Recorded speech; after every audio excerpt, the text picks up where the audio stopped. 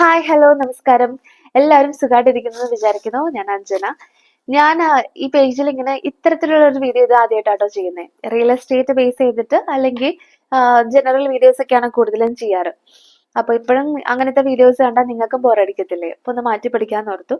അത് മാത്രമല്ല കേട്ടോ, ഞാൻ കഴിഞ്ഞ ദിവസം ഒരു വീഡിയോ ഇട്ടുണ്ടായിരുന്നു, ഇല്ലീഗൽ പാർട്ടീഷനിൽ നിന്ന് ആളുകളെ മാറ്റുന്നു എന്നൊക്കെ പറഞ്ഞിട്ട്. അപ്പൊ അത് കണ്ടപ്പോൾ ഒരുപാട് പേര് എന്നെ ടിക്ടോക്കിലും ഇൻസ്റ്റാഗ്രാമിലൊക്കെ മെസ്സേജ് ചെയ്തു, എന്താണ് അവിടെ സീൻ എന്നൊക്കെ ചോദിച്ചിട്ട്. പിന്നെ ഞാനും പാർട്ടീഷനിൽ ഒരുപാട് കാലം താമസിച്ചിട്ടുള്ള ഒരാളാണ്. അപ്പൊ എനിക്കും ഒരുപാട് എക്സ്പീരിയൻസ് ഉണ്ട്. പിന്നെ ഈ ഒരു കാര്യമായിട്ട് എനിക്കും കുറെ റിലേറ്റ് ചെയ്യാൻ പറ്റി. അപ്പൊ എനിക്ക് തോന്നി എന്നാൽ ഒരു ലോങ് വീഡിയോ ചെയ്യാം, കുറച്ചുകൂടെ എക്സ്പ്ലെയിൻ ചെയ്ത് ചെയ്യാം എന്ന് ഓർത്തു. അപ്പൊ ആക്ച്വലി ഇവിടെ ദുബായ് മുനിസിപ്പാലിറ്റി, നമ്മുടെ അൽറീക്ക, സത്വ അവിടേക്കാണ് സ്റ്റാർട്ട് ചെയ്തിരിക്കുന്നത്. അവിടെയൊക്കെ ചെക്കിംഗ് നടക്കുന്നുണ്ട്. അപ്പൊ ഇല്ലീഗൽ ആയിട്ടുള്ള പാർട്ടീഷൻസ് മാത്രമാണ് അവർ റിമൂവ് ചെയ്യുന്നത്. അതായത് ഒരു റൂമിൽ തന്നെ പിന്നെയും പിന്നെയും പാർട്ടീഷൻസ് ഉണ്ടാക്കി അതിൽ പിന്നെ ആള് തട്ടിയിട്ട് താമസിക്കത്തില്ലേ.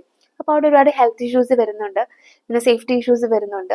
അതുകൊണ്ടൊക്കെയാണ് ഇപ്പൊ അത് റിമൂവ് ചെയ്യുന്നത്. ഇപ്പൊ റീസെന്റ് ആയിട്ട് ഇവിടെ ഒരു ദുബായ് പറയുന്നതിൽ ഒരു ബിൽഡിംഗിൽ തീപിടുത്തമൊക്കെ ഉണ്ടായി. അപ്പൊ അതിനുശേഷമാണ് ഇത്രയും സ്ട്രിക്റ്റ് ആയിട്ട് ഇപ്പൊ ഇങ്ങനെ ഒരു ചെക്കിംഗ് ഒക്കെ വന്നിരിക്കുന്നത്. വേറൊരു കാര്യം, ഈ ഫയർ എക്സിറ്റ് വരെ ബ്ലോക്ക് ചെയ്തിട്ട് ഇവർ അവിടെ പാർട്ടീഷൻ ഉണ്ടാക്കുന്നു എന്നാണ് ഈ ചെക്കിങ്ങിലൊക്കെ മനസ്സിലായത്. അപ്പൊ അതുകൊണ്ടൊക്കെയാണ് ഇവരിപ്പോ സ്ട്രിക്റ്റ് ആയിട്ട് ഇല്ലീഗൽ പാർട്ടീഷൻസ് മാത്രമാണ് റിമൂവ് ചെയ്യുന്നത്. ആക്ച്വലി ഞാനും പാർട്ടീഷനിൽ നിന്ന ഒരാളാണ് കേട്ടോ. 2017 ഞാൻ ആദ്യമായിട്ട് ദുബായിൽ വരുന്നത്. ഞാൻ കേരളത്തിന് പുറത്തു പോലും പോയിട്ടില്ല അതുവരെ. ഫസ്റ്റ് ടൈം ദുബായിലേക്ക് വരുമ്പോൾ നല്ല ടെൻഷനായിരുന്നു. അപ്പൊ ഞാൻ വരുന്നത് ഒരു ബെഡ് സ്പേസിലേക്കാണ്, കരാമയിലേക്ക്. അപ്പൊ ഞാൻ ഇപ്പോഴും ഓർക്കുന്നു, കരാമയില് ഞാൻ ബെഡ് സ്പേസിലേക്ക് ആ ബിൽഡിങ്ങിലേക്ക് കയറുന്നതിന് മുന്നേ നമ്മളെ ടെൻഷനാണ്. ഇത് ലോകമാണ്, ഇത് സ്ട്രേഞ്ച് ആൾക്കാരായിരിക്കും, എങ്ങനെയൊക്കെ ആയിരിക്കും എന്ന് പേടിച്ചാണ് ഇരിക്കുന്നത്. ആ സമയത്ത് ഒരു മെറൂൺ കളർ പട്ടുപാടയും ബ്ലൗസ് ഒക്കെ ഇട്ട് മുല്ലപ്പൊക്കെ ചൂടി ഒരു പെൺകുട്ടി, അമ്മയുണ്ട് കൂടെ. ഞാൻ ആ പെൺകുട്ടിയുടെ മുഖം എനിക്ക് ഇപ്പോഴും ഓർമ്മയുണ്ട്. അവരിങ്ങനെ നടന്നു വന്നു. അപ്പൊ തന്നെ എനിക്ക് മനസ്സിന് ഭയങ്കര സന്തോഷമായി. നമ്മുടെ നാട്ടിൽ പോലും കാണാത്തൊരു കാഴ്ചയാണ് ഈ ദുബായിൽ വന്നിട്ട് ഞാൻ ആദ്യം തന്നെ കാണുന്നത്. പിന്നെ നമ്മുടെ കരാമ അറിയാലോ, കരാമയിൽ വന്നു കഴിഞ്ഞാൽ നമുക്ക് ഒരിക്കലും ദുബായ് എന്ന് പറയാൻ പറ്റില്ല.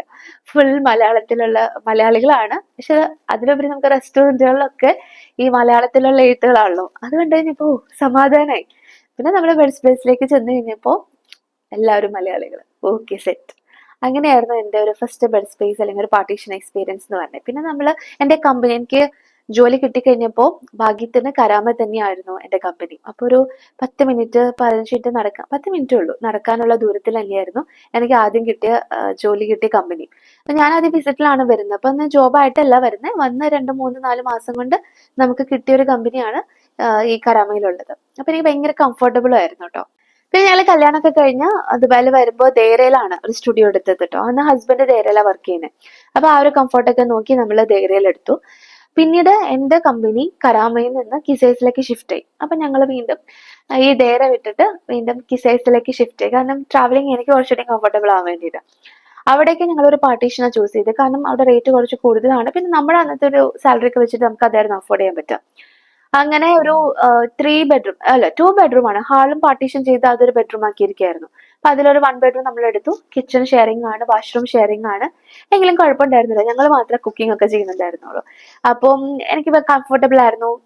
ഓഫീസിലേക്ക് പോകാനും കുറച്ച് ദൂരമേ ഉള്ളൂ. അങ്ങനെ എല്ലാം കൊണ്ടും കംഫർട്ടബിൾ ആയിട്ട് പോയി.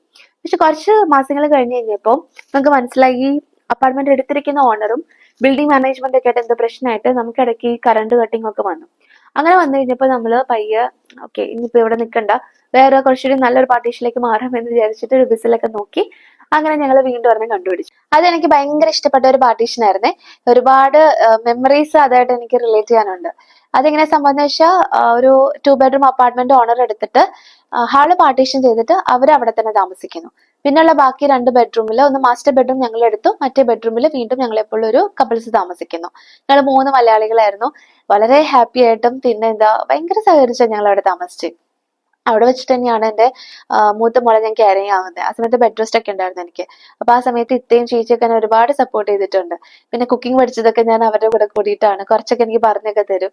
അങ്ങനെ ഭയങ്കര സപ്പോർട്ടീവായിട്ട് പോയി. പിന്നെ ഈ ഏതെങ്കിലും വിശേഷം വരുമ്പോൾ ഞങ്ങൾ മൂന്ന് റിലീജിയൻ ആണ്. അപ്പൊ ഓരോരുത്തരുടെ വിശേഷങ്ങൾക്ക് ഫുഡ് ഉണ്ടാക്കി അങ്ങോട്ട് ഇടയ്ക്ക് കൊടുക്കുക.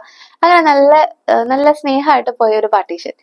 പിന്നെ 7th മന്ത് ആയപ്പോഴേക്കും കൊറോണ പീക്കായിട്ട് ലോക്ക്ഡൌൺ പ്രഖ്യാപിച്ചു. ആ ന്യൂസ് വന്നപ്പോൾ തന്നെ നമ്മൾ ടിക്കറ്റ് എടുക്കലാണ് ആദ്യം ചെയ്തത്, എന്നിട്ടാണ് റെസിഗ്നേഷൻ ഇട്ടത്. പിന്നെ കിട്ടിയ ഫ്ലൈറ്റിന് നമ്മൾ നാട്ടിലേക്ക് പോയായിരുന്നു. ഞാൻ ഒറ്റയ്ക്കാണ് പോയത് കേട്ടോ. 7th മന്ത് ആയിരുന്നു ആ ടൈമില്. പിന്നെ പിന്നെ ഹസ്ബൻഡ് പാർട്ടീഷൻ വിട്ടിട്ട് ബെഡ് സ്പേസിലേക്ക് മാറി. ദെൻ പിന്നെ ഇപ്പൊ എനിക്ക് 2 കുട്ടികളാണ്. ഇപ്പൊ 2 കുട്ടികളായിട്ട് നമ്മൾ തിരിച്ചു വന്നു കഴിഞ്ഞപ്പോൾ ഒരു 1 ബെഡ്റൂം അപ്പാർട്ട്മെന്റ് എടുത്തു. കാരണം കുറച്ചുകൂടി പ്രൈവസിയും കാര്യങ്ങളൊക്കെ വേണ്ടേ, അങ്ങനെ. അപ്പോൾ ഓരോ പാർട്ടീഷൻസ് മാറുമ്പോഴും നമ്മൾ ഈ കെട്ടും പാണ്ടൊക്കെ ആയിട്ട് മാറുമ്പോൾ കുറച്ച് ബുദ്ധിമുട്ട് തന്നെയാണ്. ഒരു ചടങ്ങാണത്. എന്നാലും എനിക്ക് വലിയ ബുദ്ധിമുട്ടൊന്നും ആ സമയത്ത് ഫീൽ ചെയ്തിട്ടുണ്ടായിരുന്നില്ല. എനിക്ക് എപ്പോഴും നമ്മൾ കുറച്ചുകൂടി ബെറ്റർ ആയിട്ടുള്ള ഒരു സ്ഥലത്തേക്ക് പോകുന്നു എന്നുള്ളൊരു ഇതാണ് തോന്നിയിട്ടുള്ളത്. ഹസ്ബൻഡ് ചോദിക്കായിരുന്നു കേട്ടോ, ഇപ്പൊ ഇതിൽ ഈ ഒരു സ്ഥലത്ത് വന്നിട്ട് എങ്ങനെയുണ്ട്? അപ്പൊ ഞാൻ ആദ്യത്തെക്കാളും നന്നായിട്ടുണ്ട്. ഓരോ തവണ എനിക്ക് അത് തന്നെയായിരുന്നു പറയാനുണ്ടായിരുന്നത്. പിന്നെ നമ്മൾ ആ ഇനീഷ്യലി ഒന്ന് ഒരു പുതിയ സ്ഥലത്ത് വരുമ്പോൾ ഒന്ന് അഡ്ജസ്റ്റ് ആവാൻ ഒരു കുറച്ച് ദിവസങ്ങൾ എടുക്കുമല്ലോ. എങ്കിലും എനിക്ക് അതും ഒരുപാട് ടൈമൊന്നും എടുത്തിട്ടില്ല. ഹാപ്പി ആയിരുന്നു ആ സമയത്ത്. ഇപ്പോഴും ഹാപ്പി ആയിട്ട് പോകുന്നു, കുഴപ്പമൊന്നുമില്ല. പിന്നെ ഇപ്പൊ ഇവരെ സംബന്ധിച്ചിടത്തോളം പുതിയൊരു അക്കോമഡേഷനിലേക്ക് മാറുക എന്ന് മാത്രമല്ല, അഫോർഡബിൾ ആയിട്ട് ഒരെണ്ണം കണ്ടെത്തുക എന്ന് പറഞ്ഞാൽ ചലഞ്ചിങ് ആണ്. കാരണം ദുബായിൽ റെന്റ് കൂടിക്കൊണ്ടിരിക്കുകയാണ്. പിന്നെ കുറച്ച് വിശാലമായിട്ടുള്ള ഒരു അക്കോമഡേഷനിലേക്ക് നമ്മൾ മാറുമ്പോൾ നമുക്ക് റെന്റും അതനുസരിച്ച് കൊടുക്കേണ്ടി വരും. ഇപ്പൊ സാലറി വളരെ കുറവാണെങ്കിൽ അത് മാനേജ് ചെയ്യാന്ന് പറഞ്ഞാൽ വളരെ ബുദ്ധിമുട്ടാണ്. പിന്നെ കാര്യം സേവിങ്സ് ഒന്നും ഉണ്ടാവില്ല. അപ്പൊ നമുക്ക് നോക്കാം എങ്ങനെയാണ് കാര്യങ്ങൾ മുന്നോട്ട് പോണേന്ന്.